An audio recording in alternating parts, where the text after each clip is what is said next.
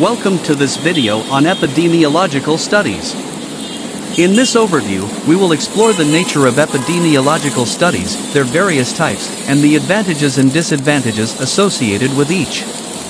To begin with, what exactly is a study?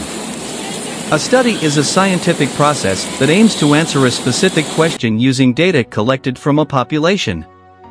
The question can pertain to various aspects, such as investigating the causal relationship between smoking and cancer, comparing disease rates between different areas, or identifying the source of a disease outbreak.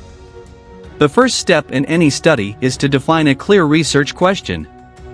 Once the question is formulated, the appropriate study design needs to be chosen to address it.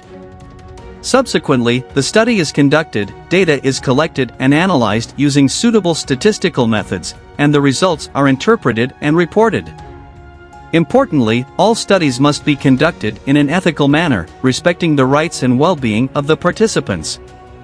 Now, let's delve into a few different types of epidemiological studies. An ecological study involves measuring disease rates and exposure information within a group of people.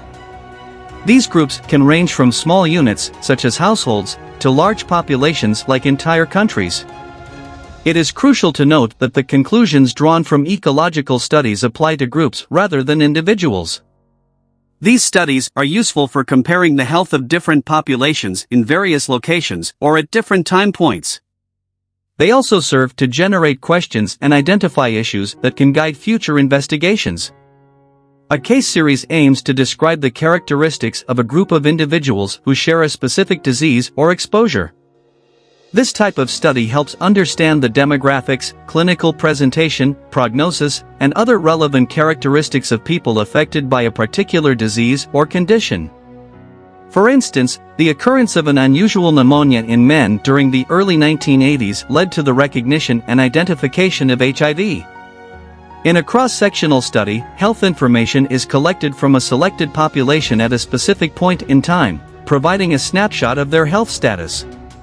Participants typically respond to a series of questions through questionnaires. Cross-sectional studies, also known as prevalence studies, are relatively inexpensive and easy to conduct compared to other study designs. They offer insights into multiple exposures and outcomes and are effective for assessing the health needs of a population. However, as the data is collected at a single time point, it cannot establish a causal relationship between a particular exposure and the disease. A case control study begins with identifying cases, individuals with a specific disease, and compares them to a control group consisting of similar individuals without the disease. Both groups are then asked about their previous exposures to different risk factors. By comparing the odds of exposure between cases and controls, calculated as odds ratios, the study can determine if an association exists between a particular risk factor and the disease. Case control studies are commonly employed in investigating foodborne outbreaks, where the odds of consuming different types of food are compared between affected individuals and non-affected individuals. These studies are often quick and cost-effective, making them suitable for studying uncommon diseases. However, the reliance on retrospective data and potential recall bias pose challenges. Moving on to cohort studies, this study design involves following a group of individuals over a period of time to observe the occurrence of outcomes and collect information on risk factors. The occurrence of the outcome is compared between those exposed and unexposed to a specific risk factor. The primary measure used in cohort studies is the relative risk, which compares the risk of disease in the exposed group to that in the unexposed group. Cohort studies provide valuable insights into the temporal sequence of events and help establish causal relationships. They also allow for the collection of data on multiple outcomes and risk factors simultaneously. However, cohort studies can be costly and require long-term follow-up of a large number of participants, making them less suitable for studying rare diseases. Retention of participants throughout the study is a challenge in long-term cohort studies, as dropouts can affect the validity of the results. Another type of study is an interventional study, where an intervention, such as administering a medicine, a vaccine, or providing health advice, is performed on a group of individuals.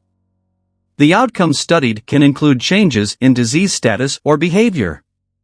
A randomized controlled study is considered the gold standard for interventional studies. In this design, a study population is randomly assigned to either an intervention group, receiving the treatment, or a control group, not receiving the treatment. After a suitable time period, the outcomes in both groups are assessed and compared to determine the effect of the intervention. Double blinding, where neither the participants nor the investigators know who receives the intervention, helps eliminate bias. Randomized controlled studies provide robust evidence of the effectiveness of an intervention. However, they can be expensive, require a large number of participants, and may not always be feasible or ethical in certain situations. Keeping up with the extensive body of research on a specific topic can be challenging. Fortunately, systematic reviews and meta-analyses serve as valuable tools. A systematic review systematically identifies all relevant studies on a particular topic, assesses their quality, synthesizes and interprets the findings, and presents an impartial summary of the evidence. A meta-analysis combines data from multiple studies that have addressed the same question using similar study designs. It performs a statistical analysis to produce a single summary result. In conclusion, epidemiological studies are vital for understanding health-related phenomena and answering research questions. Different study types, including ecological studies, case series, cross-sectional studies, case control studies, cohort studies, and interventional studies, each have their advantages and disadvantages. The choice of study design depends on the research question, available resources, and ethical considerations.